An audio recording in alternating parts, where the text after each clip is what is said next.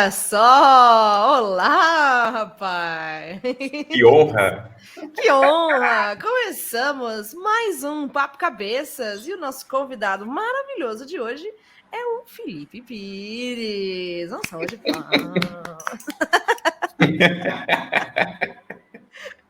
ai, eu separei aqui, eu vou ler a sua bio com uma vozinha bem, que é uma bio de 3 páginas. Não precisa, não precisa. Não, eu quero mostrar, eu quero me exibir com esse convidado maravilhoso que a gente tem hoje. O bom é que tá gravado, eu vou usar isso, eu mandar para minha mãe, que é Exatamente. o orgulho do filho.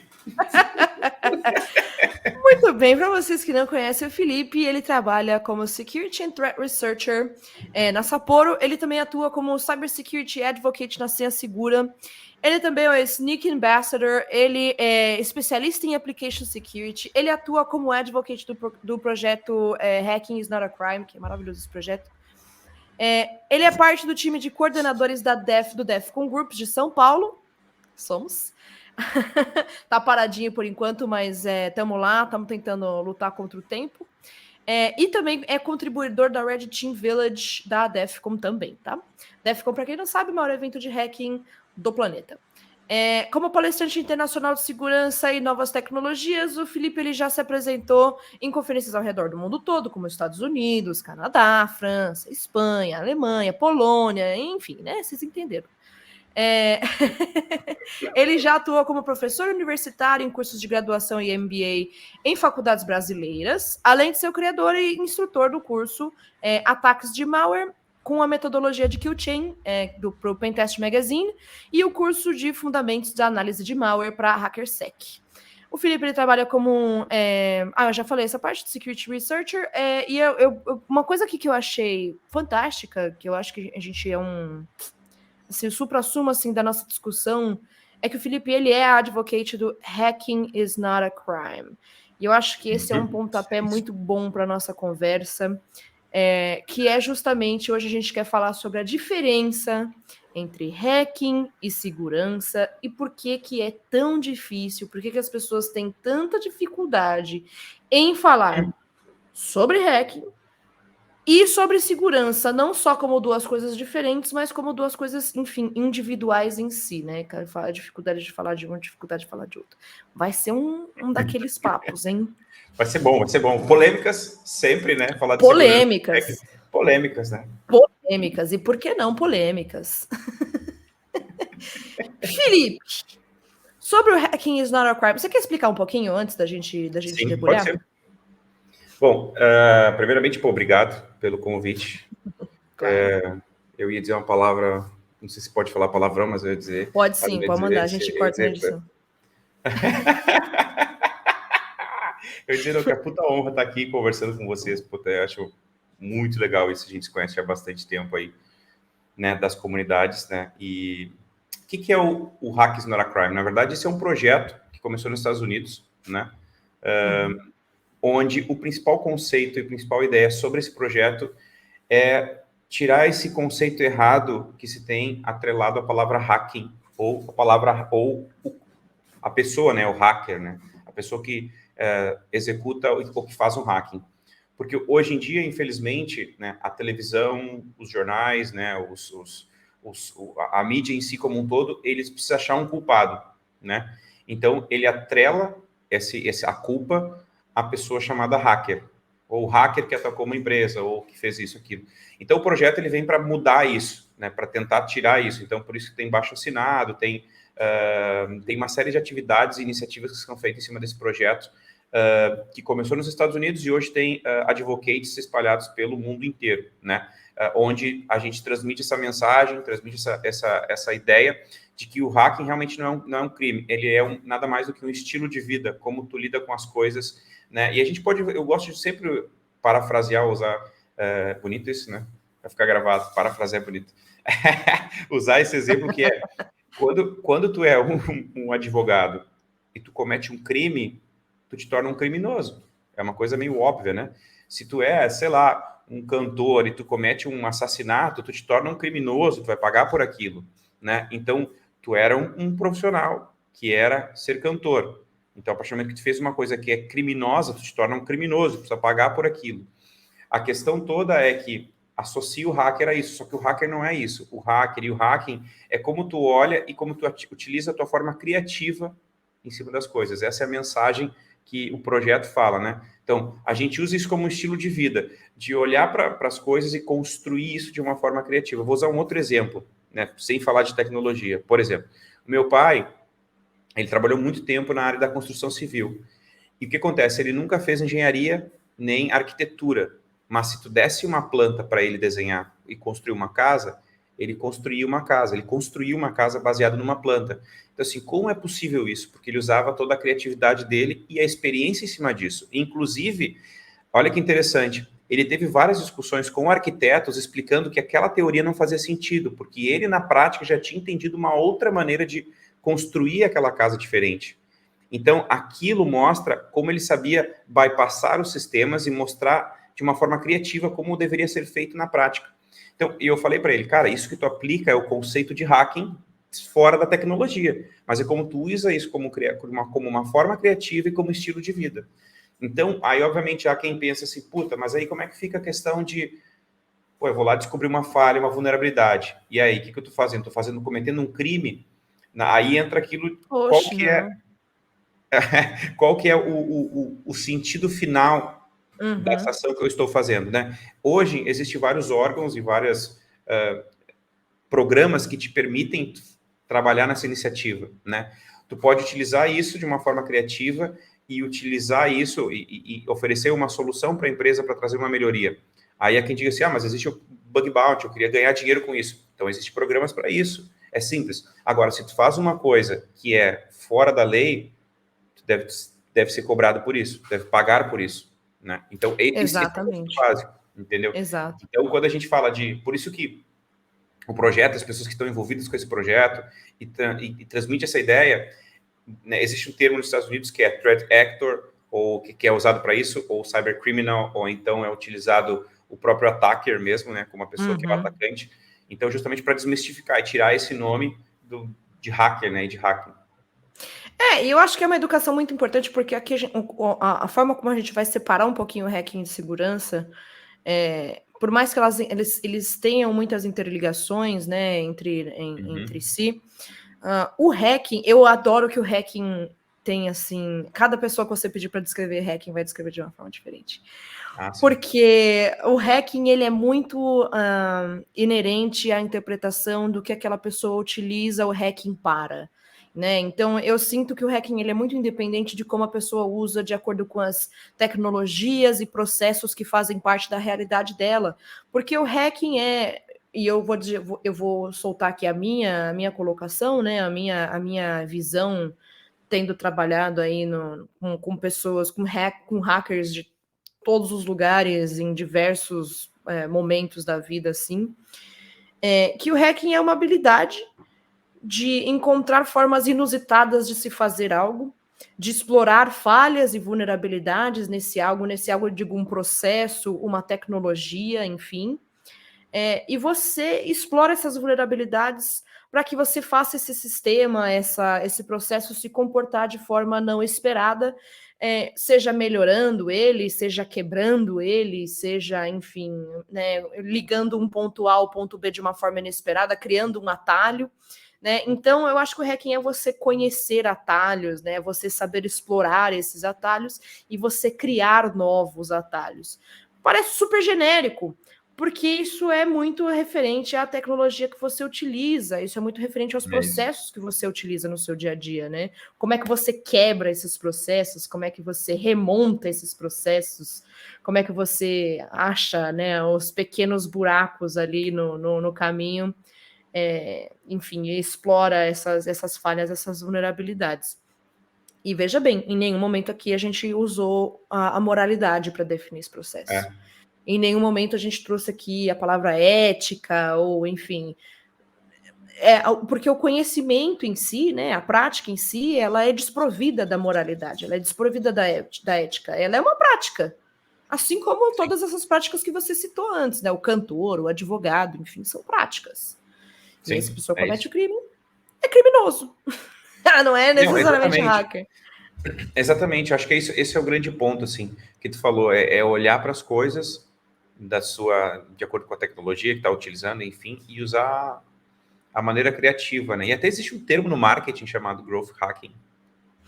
Tem um termo no marketing chamado growth hacking. Eu acho que aí a gente vai entrar na seara aí um pouco mais polêmica, que é a galera preguiçosa. Mas no final Que das contas, é como eles usam fazem. técnicas preguiçosas. Mas no final das contas, é tentar utilizar isso, é ser criativo no marketing, se vai. Exato. No final do dia tem a palavra utilizando ferramentas, aí vai aumentar uma outra seara, né? Que é a questão de como eu uso o hacking para segurança ofensiva, né? Aí eu uso várias ferramentas. E aí eu não sou uma pessoa que executa ferramentas, no final do dia eu não aplico o conceito de hacking de fato, né? Porque eu estou só usando ferramentas, se a eu tô ferramenta não rodando funciona, eu não sei ferramenta. fazer. É isso. Alguém me disse para fazer, eu fui lá e fiz, mas eu não entendo o conceito, e se eu precisasse fazer por mim mesmo, não conseguiria fazer, assim. Exato. Então, aí é que a gente começa a entrar nos buracos de rato, nos buracos, a gente começa a descer no buraco do coelho, aí que a gente começa a ficar um pouco mais amargo.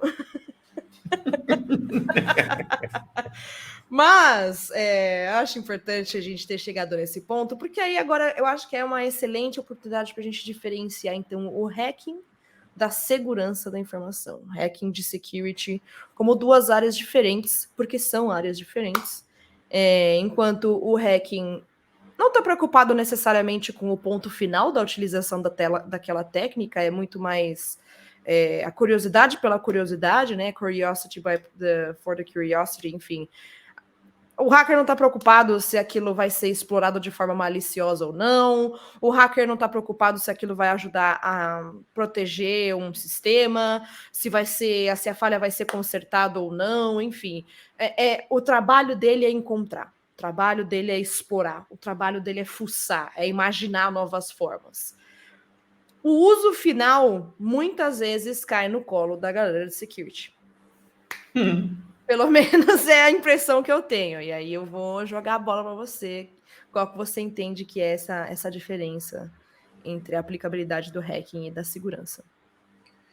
Olha, esse é um ponto que eu acho que segurança da informação, ele aí sim, ele acaba sendo, não é genérico, eu diria, mas ele tinha 3 pilares, né? Agora já tem mais um quarto, que é a autenticidade, já colocaram mais um, então, assim, são vários pilares. Mas eu acho que ele envolve uma coisa muito mais macro, quando a gente fala de segurança da informação, ou seja, a gente está olhando já para um negócio, para uma empresa, seja ela pequena, grande. Para uma estrutura, né? Para um processo mais robusto. Exato. E aí tem várias maneiras de aplicar segurança, né? Ou security, digamos assim. Tem desde o processo de normativa, e aí a gente vai colocar governança nisso, que pega às vezes alguma coisa para tocar, e às vezes também não toca, porque aí já toca processos, é diferente, mas em algumas empresas eles põem security dentro de governança. Tem uma parte, de fato, de defesa, uma parte técnica, né, que tu tem que ajudar a empresa a proteger, e aí tu usa muitas ferramentais para ajudar a parte de perímetro, cloud, a gente vai falar de um monte de tecnologia, mas é organizacional mesmo, aquilo que a gente falou. Eu acho, e aí talvez seja uma opinião e pode ser diferente, mas eu acho que o hacking em si, ele é parte desse macro, né? Ele é algo que pode ser, como tu falou, de curiosidade, né? Ele pode ser utilizado em várias funções dentro de security, né? A função ou a técnica, a aplicação do hacking pode ser feita em várias coisas dentro de security. Por exemplo, a parte de segurança ofensiva, né? Exato, eu ia falar, né? Tanto que a galera de segurança ofensiva joga nos dois times, né? Por assim dizer. Porque eles estão dentro de uma célula de segurança e eles utilizam muito o conceito de hacking por causa que eles têm que pensar em simulação de ataque. Outro, por exemplo, é quando a gente tem se falado muito sobre técnicas de adversary simulation, né? Ou seja, a simulação de adversário, que hoje está indo um pouco para o purple, assim, né? Ou para essa parte mais defesa e ataque, também utiliza muito desse conceito do hacking dentro de segurança da informação, desde que a empresa tenha essa estrutura, né? Essa organização tem essa estrutura. A parte de defesa, algumas pessoas já estão começando a contratar pessoas com essa cabeça mais de hacking, assim, porque já pensa o seguinte, se eu colocar esse sensor habilitando essas features, com certeza o cara vai fazer isso e isso vai passar. Então, ele já tem a criatividade, a mente, né, de como funciona o conceito de hacking, como é a exploração, como é o explorar, e ele vai justamente trabalhar as defesas de uma maneira diferente. Então, tudo isso acaba tendo esse envolvimento, que nem quando a gente fala de segurança de aplicações, né, um application security. Ou seja, quando tu tem dentro de segurança da informação, tu coloca às vezes a pessoa dentro de um time de desenvolvimento, mas se existe a aplicação do hacking também lá dentro, também ele acaba sendo um recurso. Era essa palavra que eu estava tentando lembrar. O hacking acaba sendo um recurso dentro de segurança da informação em diferentes posições, diferentes áreas, utilizando a criatividade, né, de como ele olha para software, para tudo, no final das contas. E é bonito de ver, né? Porque security... e a gente chega aqui, então, na conclusão, que eu acho que a grande diferença aqui é que security é corp, né? Security... eu ia dizer isso. Corp, é isso aí. Eu ia dizer, mas eu achei que seria muito... achei que ia ser muito corp, esse termo seria muito corp, eu não usei, entendeu? Security é corp, security organizar. A hora que você falou organizacional, eu falei, rapaz, a rebolada que você deu aí. Mas sim, security é organizacional, é corp, é pensando no mercado, é pensando no negócio. Mas é muito bacana ver como essa cultura de segurança sendo aplicada hoje em dia está puxando muito do hacking justamente para dentro das áreas e chegou assim em lugares que eu jamais achei que eu ia, tipo, eu não achei que eu ia ver um departamento de DevSecOps na minha vida, assim, pessoal, aplicando, enquanto está desenvolvendo, aplicando o conceito de segurança, pensando no viés do hacking e já ali com a mão no código, fazendo tudo ao mesmo tempo. Rapaz, é muito doido, né? E chegou, olha onde chegou, né? Não, exatamente. Então, assim, porque tem muito isso, né? E ainda hoje existe esse desafio, né? Que é o quê? Tu falou de DevSecOps, né? Cara, o mercado hoje cria nomes, né? O Corp, né? Vai. O Corp cria nomes. Pode falar, Não, porque eu já vi. Não, não é nem Corp, eu ia dizer nomes, né? Por exemplo, eu já vi uma vez numa empresa que eu trabalhei, né? Alguém, e talvez se uma dessas pessoas que trabalhou comigo está vendo isso, ele vai lembrar. Não era o time de DevSecOps, era DevSecTestOps. Existia o teste ali no meio ali que não fazia sentido nenhum para nós. Primeiro porque não é uma função, né? DevSecOps é uma cultura que tu implementa, né? De desenvolvimento seguro. Então, até isso, o mercado, assim, essa parte corp, ela é complexa, né? Para não dizer outra palavra, mas por isso que é importante a gente bater esse papo e conversar e tentar esclarecer prolixa, ela é prolixa. A gente vai ficar aqui, né, dando volta, assim. Mas é isso que a gente falou, é organizacional, é corp, né, e o hacking, ele é a aplicação da criatividade em várias áreas dentro de segurança da informação, né. Então, eu não consigo ver um pouco, quer dizer, talvez eu esteja bem enganado, e pode ser também, né, mas eu não consigo ver a aplicação do hacking para a construção de governança, né, das ISOs, essas coisas todas, mas... Enfim, para a parte mais técnica, eu vejo mais sentido, assim, né? Então... Nossa, realmente, para a construção de governança, acho que ainda é um mundo meio distante, assim, porque vai exigir que muito gestor tenha isso. Tenha uma mentalidade de hack. E mentalidade de hacking geralmente é quem tem a mão na massa, sabe? Quem tem tempo para testar, explorar, brincar, enfim. E gestor tá preocupado com outras coisas, né? Uhum.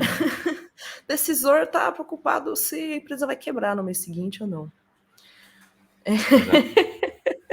Se vai dar para pagar a galera de segurança. Se não vai impactar no negócio, né? Mas é outro tema, é outro papo, esse aí. É gestão, governança, enfim.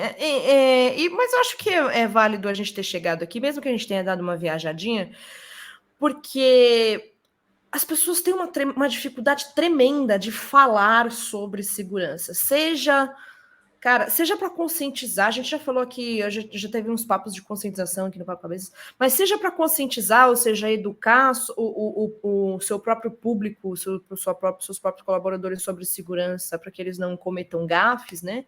Até vender, eu vejo empresas de segurança sofrerem muito para vender segurança, o que para mim é maluco, assim, toda empresa precisa de segurança, mesmo que seja um pouquinho, mesmo que seja ali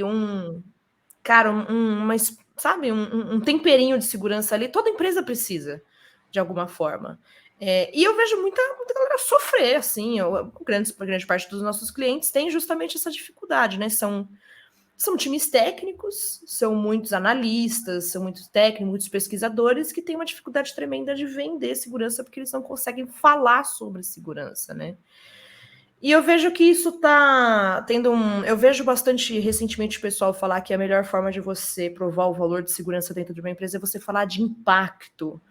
E não necessariamente, não, mas é porque a vulnerabilidade do Log4j foi explorada de uma forma XYZ e tal, mas beleza, o decisor olhou para sua cara e falou, mas como é que isso me impacta? Né? Qual que é a importância disso para mim? E aí é que entra o povo de segurança, tem que rebolar. Você sente essa dificuldade da galera de falar de security também? Sim, sim. E na verdade, assim, eu não sei de fato qual que seria a tua opinião, né? Porque isso que tu falou é uma coisa que, quando eu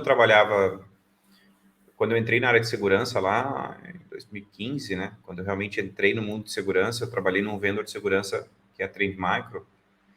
Eu tinha muita experiência, não, eu tinha muito contato com o cliente, né? Para vender segurança. E a única forma que eu conseguia, de fato, chegar próximo, né, de pessoas decisoras e principalmente vender o produto e levar segurança para as empresas, né, como um todo, era falando de risco, de impacto no negócio. É isso. Porque a gente fala de números, né? Não adianta. Como tu falou de gestão, né? A gente falou disso. Então, para o gestor, o que importa é quanto tempo... Vamos pensar em retail, por exemplo. Tá? Vamos pensar num grande mercado de retail, vai. No Brasil, a gente tem os principais, sei lá, Carrefour, Big e, sei lá, deve ter mais outros aí que tem, né? Porque acho que cada estado tem algum, enfim. Mas imagina um grande vendedor desses assim, tá? Cara, eles ficando, sei lá, 5 horas numa loja online sem faturar, quantos mil que gera isso, né? Não é simplesmente uma página web que não está funcionando. Para nós, enfim, é só uma página que não está acessando. Mas agora são milhões de pessoas no Brasil tentando fazer uma compra online e que está deixando de faturar. Então, assim, é dinheiro no bolso. CFO, né, o Chief Financial Officer, ele vai pensar o quanto que ele está economizando de grana, né, para gerar ganho nessa empresa, quando ele está trazendo de revenue, né, de grana de fato para a empresa. Então, né, para ele o negócio é dinheiro. Então, assim, segurança, no meu ponto de vista, a gente só consegue vender isso, né, para o high level, digamos assim, para o board member, né, para o corpo diretivo, quando a gente fala de risco. Não adianta. E aí não é um papo técnico, é um papo de risco. É exatamente isso que eu comentei agora. Ou seja, quanto tempo, sei lá, um desses vendedores que eu falei, Carrefour, Magazine Luiza, Pig, sei lá, Atacadão, Pão de Açúcar, cara, eles ficaram 5 horas sem faturar. Bom, se a gente pegar o caso da Renner, que foi o impacto que gerou há um tempo, acho que foi ano passado, né, que teve um ataque na Renner, lá, se não me engano. Não teve vazamento de dados, não teve nada, não teve exposição, aquela coisa, mas eles ficaram off durante várias horas. Exato. Então, assim, deixaram de faturar, entendeu? Não, mas as lojas físicas não deixaram de faturar. Legal, mas teve o impacto online. Então, até a página 2, né? Não deixaram de faturar, mas muitos sistemas caíram. É isso. É a página 2, integrações, né? Exatamente, as integrações. Então, teve da Renner, acho que teve das Americanas, se não me engano. Então, assim, teve vários. E tem, assim. Então, é falar de risco, não adianta. Segurança da informação é risco. Para poder ir para o corpo diretivo é isso. Não adianta. Pelo menos eu acho que é isso, né? A única forma. E eu acho que sim. Você falou uma coisa que, para mim, resume muito o papo, porque você falou, não é um papo técnico. Não é um papo técnico, é um papo estratégico, é um papo comercial, é um papo, financeiro. Mas a segurança, até onde a segurança é rentável para o seu modelo de negócio, o quanto que o seu modelo de negócio consegue suportar o investimento em determinadas soluções de segurança para que ela não seja tentando proteger, você acaba gastando mais do que você gastaria num incidente, por exemplo. Né? E aí você tem que aprender a medir, a contar os números, né, dos incidentes. Se bater esse incidente aqui, quanto que a gente perde, quanto que a gente ganha, quanto que a gente congela, enfim, né? É toda uma... Que aí a gente já entra na perninha da governança, né? É toda uma estratégia de negócio que precisa fazer parte de security. E se não fizer, cara, não vai vender. Se não vender, você não paga os teus funcionários. Isso é um ponto interessante que tu falou, porque assim, a gente, né, tanto tu quanto eu, e talvez muitos que estão ouvindo, estão vendo, estão ouvindo, enfim, tiveram essa oportunidade de não só trabalhar no Brasil ou para empresas do Brasil, mas para trabalhar para empresas fora do Brasil, né? E eu percebo muito algumas características. Por exemplo, existem empresas que já nascem na nuvem, né? Com todo aquele conceito de cloud native, né? Ou seja, tudo isso infra as a code, várias terminologias técnicas. E elas começam sendo uma startup, né? Ou seja, uma empresa que começou agora, que está provendo tecnologia e tudo mais. Então, ela começa e dificilmente ela se preocupa com segurança, porque ela está pensando em negócio, ela quer desenvolver algo. E segurança, ele acaba sendo sendo colocado como adereço, né? Ou como adereços pelo time de desenvolvimento, por pessoas dentro do time, só que toda empresa, quando constituída, né? E aí falo por vocês que têm uma empresa, eu que tenho uma empresa, a gente quer um crescimento exponencial, que a gente fala, todo mundo quer ter esse crescimento. Só que o problema é quando cresce exponencialmente, aí segurança ela vira fundamental e é aí que o bicho pega. Porque daí escalou e não foi feito não foi feito não teve esse cuidado lá no início, esse conceito de segurança lá no início. Então, e aí vai gerar um impacto lá na frente, porque daí já tem a app publicada, já tem produto publicado, e aí todo esse processo de correção, de vulnerabilidade... O monolito já é um monstro, já é um inferno, se precisar mexer no monolito. Meu povo, já é tarde demais, aí mexe no negócio, cai 30, e aí... Uhum. Aí remontar a app é difícil, porque a arquitetura está toda diferente, e é interessante porque eu tive algumas experiências tá, vamos aplicar segurança de aplicações, então, para essas startups. Legal. Tá, me passa a documentação da arquitetura para a gente olhar para a arquitetura, montar uma arquitetura de segurança primeiro, depois a gente pensar em... Primeiro vamos desenhar requerimento de segurança, depois threat modeling, depois a gente vai olhar para a arquitetura do produto. Não tem nada documentado aqui. Como não tem documentado? Não tem documentado, não tem nada documentado. Então é difícil aí tu aplicar a segurança e todos os conceitos quando não tem documentado. Então, assim, não me entendo mal agora, né? Mas por um lado isso é bom, né? Tem trabalho para nós, né? Eu fiquei só esperando. Tem bastante trabalho para nós. É que nem aquela história que a pessoa fala assim, não, mas a culpa é do dev. Cara, é culpa de todo mundo, né? Primeiro, porque lá na faculdade não é falar de segurança. Tu pega engenharia da informação, tu pega engenharia de um monte de coisa, sistema da informação. Cara, é uma disciplina de segurança e aquela única disciplina só se fala de ISO. Cara, não é nada, entendeu? Nada. Então, os caras não vão saber. Os caras olham assim, não, mas eu apliquei o SonarQube para fazer qualidade de software e eu apliquei as melhores práticas de segurança. Qual qualidade, qual as melhores práticas de segurança? Eu não sei, eu vi uma aqui, achei que era essa e pronto, meu ambiente está seguro para a parte de DevSecOps. Tá tudo errado os conceitos, né? Então, aí esperar uma ferramenta que proteja, mais ainda, se o conceito está errado, não tem como aplicar a ferramenta certa se o conceito está errado, é simples. Então... Por isso que conscientizar, falar, educar, ter esse bate-papo, ter esse tipo de conversa, explicar as diferenças, ele é importante, né? Então... E ajuda muita gente, né? Eu vejo que, assim, é muito engraçado. Eu dizer de engraçado para mim, né? Não é engraçado para quem está do outro lado, mas... para mim tem momentos, assim, que eu acho engraçado quando a gente está conversando com certos clientes, com a grande maioria dos clientes, e a pessoa que contrata, que quer o contrato com a gente, geralmente é o analista, é o pesquisador, é quem tá ali tendo que moer grão, assim, sabe? Batendo a cabeça na parede, lidando com os colaboradores, e aí é aquela equipe que tá fazendo um malabarismo com a solução de security que contratou, e aí, enfim. E quem precisa aprovar, a pessoa que vai chegar, o decisor que vai aprovar isso, que é da parte enfim, de security, grande parte das vezes essa pessoa nem de security é uma pessoa de TI. Não, isso aí. Às vezes chega num CTO, assim, enfim, que é uma pessoa, é uma outra galera. E a linguagem que eles falam é completamente diferente. Então, a gente até conversa com os clientes assim, analista. Eu sei que você adorou a proposta, eu sei que você quer fechar, eu sei que você quer fazer a reunião. Mas coloca a gente na reunião com o teu decisor, porque a gente sabe que ele vai querer escutar e você não vai falar para ele. Porque a gente sabe que você vai abrir um mundo técnico maravilhoso, assim, olha, isso vai me resolver problema XYZ, mas qual que é o problema que vai resolver para ele? Qual é o problema que vai resolver para o negócio?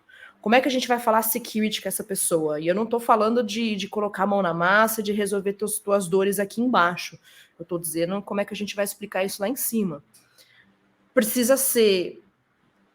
Eu vou explicar a mesma coisa com uma outra linguagem, eu vou falar de segurança de uma forma diferente, eu provavelmente nem vou falar de hacking, porque a hora que eu falar de hacking, os pelinhos da nuca vão levantar.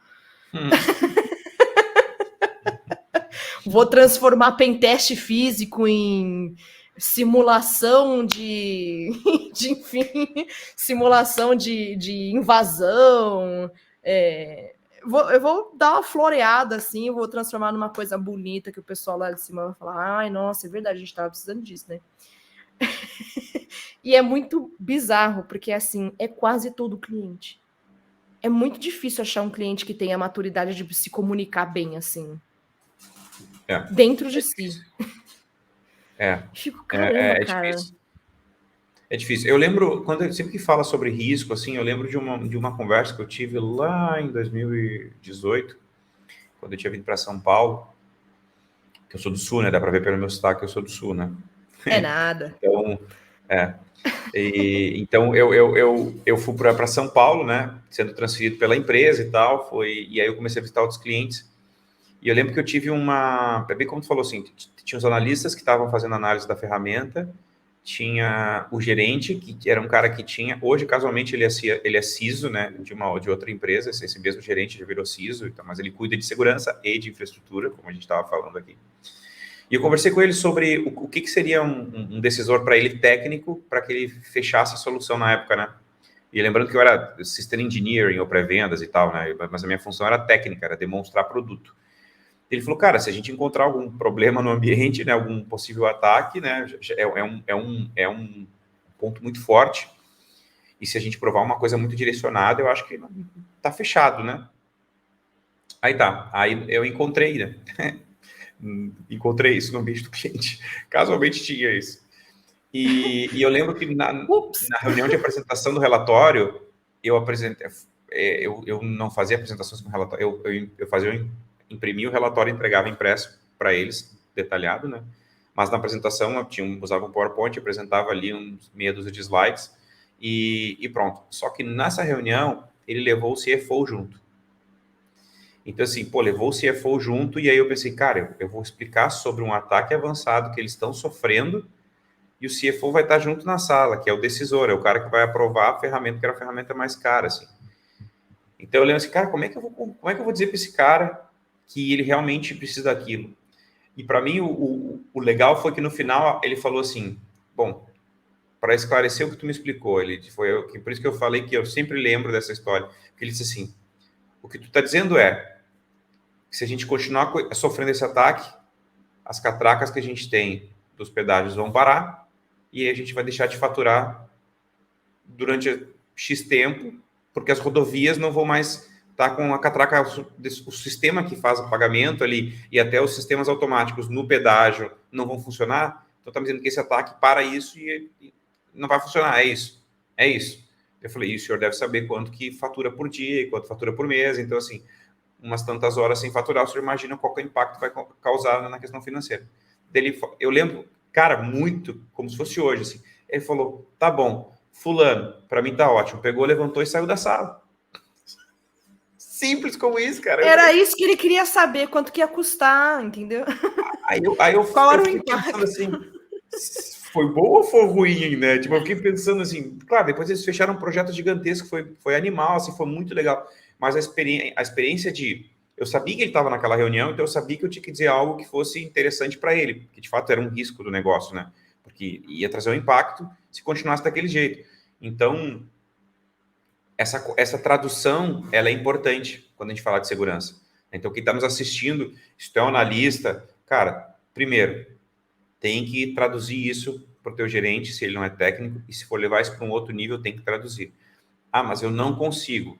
Então, tem que te apoiar em alguém, né? E outra coisa que vai te ajudar com segurança é uma palavrinha em inglês chamada sponsor. Ou seja, tem que ter patrocinadores ali dentro que vão te ajudar a vender, a te patrocinar com essa ideia dentro desse grupo de decisores, né? Então, tu tem que ter sponsors, que são patrocinadores ou pessoas que vão te ajudar a vender essa ideia dentro desse corpo diretivo. Assim, tu vai conseguir fazer segurança. Então, quer dizer que essa é a receita chave de bolo, Felipe? Mas lembre que sempre quando tu faz um bolo, ele pode estragar por alguma coisa ali que tu fez errado. Então, pode acontecer de dar problema, óbvio. Exato. Se esse teu sponsor, por exemplo, não consegue se comunicar lá dentro, aí é trampo É, teu sentar com o sponsor e dar aquela malhada no bichinho. Vamos ensinar ele, vamos fazer o beabá, pega na mão, repete e vai, até ele conseguir defender lá em cima. é isso aí, exatamente. Eu acho que a gente conseguiu esclarecer a diferença, né? Acho que ficou bem claro. A gente falou bem mais de security do que de hacking, eu acho, porque Uhum. eu acho que foi você falou lá atrás, você falou assim, eu não quero falar complexo, mas eu vou falar complexo, eu queria falar outra coisa. Você É, pode ver que a gente falou muito mais desse assunto, não é, porque ele é é mais isso. legal, mas porque ele é mais complexo. É, ele não adianta. É, quando a gente olha para organizações, para empresas, a gente, cara, e a gente que trabalha com isso, né, há bastante tempo já, cada empresa é uma experiência, né? Cada time é uma experiência, time, squad, tribo, enfim, qualquer nome que vocês queiram usar, fique à Uhum. vontade. Ou querem criar outro nome, não tem problema. Então, assim, tem uma metodologia, tem uma liderança, tem uma cultura, tem uma Agora missão. é cada hora é um nome novo, né? Agora é o Security by Design, é o Privacy by Design, daqui a É, pouco vai isso aí tudo. ser, enfim, esses rodeios aí que no fim significa a mesma coisa que a gente está falando há 10 anos já. É, na verdade, isso de uma certa forma, os nomes que são colocados assim dentro dessa área de segurança, querendo ou não, às vezes é necessário para definir responsabilidades, né? Se vai ser cumprido é outra coisa. Mas o importante é isso aí que tu falou, assim, entender essas diferenças e que eu entendo que o hacking realmente ele é muito mais um recurso em várias áreas dentro de segurança da informação. E eu acho que acho que a gente pode deixar um recado aí final para você que está escutando aí, para você que está do outro lado. Vai dar uma estudadinha em hacking, hacking é maneiro, hacking é legal.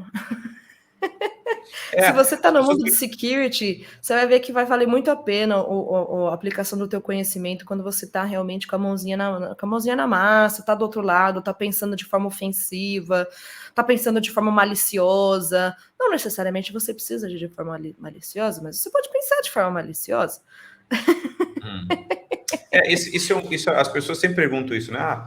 Eu estou começando na área, o que eu preciso fazer? Como é que eu vou entrar no hacking? Eu gosto tanto de ver as coisas sendo quebradas, eu queria quebrar também e tal. O que eu preciso estudar? A gente vai voltar sempre no mesmo ciclo, né? Quando a gente fala de base, né? Ou seja, a gente precisa estudar as bases, né? Eu vim de uma base que não era de tecnologia, então eu escuto isso e tenho que aplicar. Ou seja, eu estou agora advogando, né, por um projeto open source chamado TestCube, que é uma ferramenta de teste para software que não tem nada a ver com segurança, né? Dos trabalhos que eu faço. Então, assim, e ali é uma oportunidade que eu estou tendo de aprender uma base específica dentro do ciclo de desenvolvimento. E ali junto, aprendendo isso, tem várias outras coisas que estão conectadas. Então, quando a gente fala de hacking, que é o que a Marina estava falando, pense o seguinte: pensar de forma ofensiva, se eu usar uma ferramenta, não é fazer segurança ofensiva, né? Eu dei aula em algumas universidades, tem algum aluno meu que já passou por mim aqui, não sei se isso é bom ou ruim, mas que já passou por mim. Eu sempre fazia uma pergunta no primeiro dia, assim, eu perguntava para turmas de 30, 40 alunos que eu tive a oportunidade de ministrar, foi: quem aqui já, né, roubou, entre aspas, né, já coletou, vamos dizer um termo mais técnico, coletou a senha do vizinho da Coletou. internet? Foi boa, né? Foi muito boa, né? Adorei. Quem já conseguiu a senha do vizinho aí da internet? Aí, daqueles 30 e poucos alunos, sempre 5 levantam a mão, 5, 6 levantam a mão. Falei, poxa, que legal. E aí a turma já olha assim, pô, aquele ali são os caras mais feras, né? E aí eu pergunto, legal, dos 5, quais que usaram tutorial? Usou algum tutorial da internet? E geralmente, nas oportunidades que eu tive, as 5 pessoas levantaram a mão dizendo que tinha usado tutorial. Eu falei, poxa, que legal, usou um passo a passo, seguiu, que legal que funcionou. Aí veio uma outra pergunta. Algum de vocês saberia me informar como que se constrói o handshake, que é o item que tu vai capturar para poder depois quebrar a senha? Nenhum sabe explicar. Por quê? Porque nem sabe que aquilo é um handshake, nem sabe como aquilo é formado. Então, assim, não tem nenhuma base de como aquilo funcionou. Então, é isso que a gente fala sobre o hacking. Eu preciso entender todos os fundamentos. E aí, eu sei porque eu já tomei muito pau na vida e ainda vou tomar ainda sobre essas questões técnicas, porque não sei, porque não vim desse meio. Então, por exemplo, a parte de desenvolvimento de software é uma coisa que eu por exemplo, tenho estudado constantemente. Linguagem de programação, como funciona, o que é uma variável de ambiente, que eu tenho que botar, por que quando eu estou colocando um código eu não devo botar uma senha, devo botar uma variável de ambiente, como funciona o fluxo de uma aplicação, como é que ele faz, quais que são as diferenças no ponto de vista de segurança quando a gente fala endpoint. Quando a gente fala endpoint, para quem trabalha com security, pensa que o endpoint é a estação de trabalho onde eu vou instalar o antivírus. Para a parte de software, endpoint é aquela URL que é publicada que eu vou expor ou não vou expor para a internet. Então, assim, como isso é construído? O software, quando o desenvolvedor está fazendo algo, ele está buildando o código, está gerando uma imagem, publica um endpoint, existe uma release, não existe uma release, CI/CD, ou seja, são tudo coisas dentro da área de tecnologia que eu preciso saber de forma sólida. E aí eu vou conseguir aplicar a criatividade e o conceito de hack em cima disso. Uhum.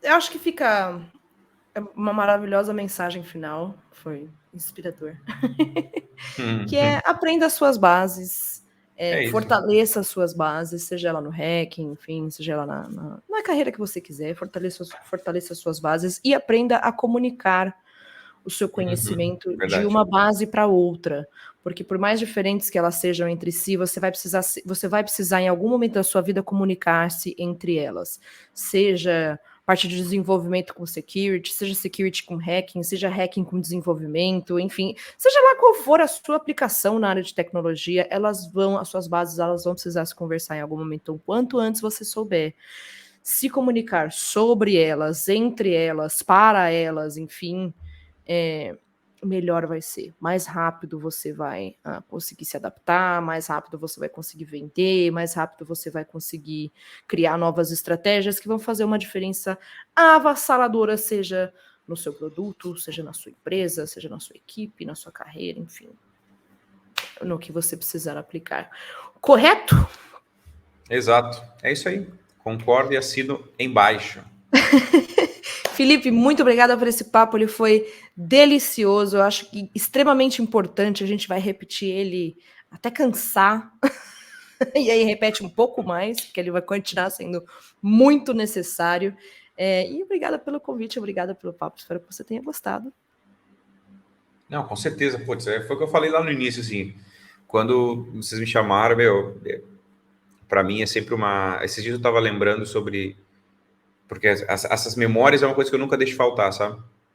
Eu sempre olho para trás e nunca deixo faltar memórias, assim. Então, eu lembro a primeira vez que eu fiz uma palestra foi em 2016, lá atrás, assim, primeira vez que eu subi num palco para palestrar, assim. Eu pensei, pô, desses últimos 6 anos, por onde eu passei, onde eu tive oportunidade, os medos que eu tive, os desafios, coisas boas e ruins. Então, assim, tu e a Paty fazem parte lá daquele início, né? Então, isso que é legal, assim, me deram uma oportunidade naquela vez, né? Então, começou ali. Então, lá em Curitiba foi a primeira vez onde eu falei, né? Então, eu olho sempre para trás, sempre valorizo isso. Sempre volto, vejo as coisas boas que eu ouvi, as coisas ruins que eu ouvi, acho que tudo isso faz parte do aprendizado. Então, cara, se eu cheguei onde eu tô hoje, cara, qualquer um consegue, velho. Não, qualquer um consegue. E a galera é muito mais nova que eu. Consegue muito fácil, vai muito mais longe. Vocês conseguem, galera, a gente acredita em vocês. Plena confiança. Obrigada, Felipe. A gente vai ter novas oportunidades aí para se conversar no futuro, sempre. É um prazer ter você aqui com a gente. E você que está assistindo aí, a gente se vê num próximo Papo Cabeças, numa próxima edição. E valeu, galera. Falou!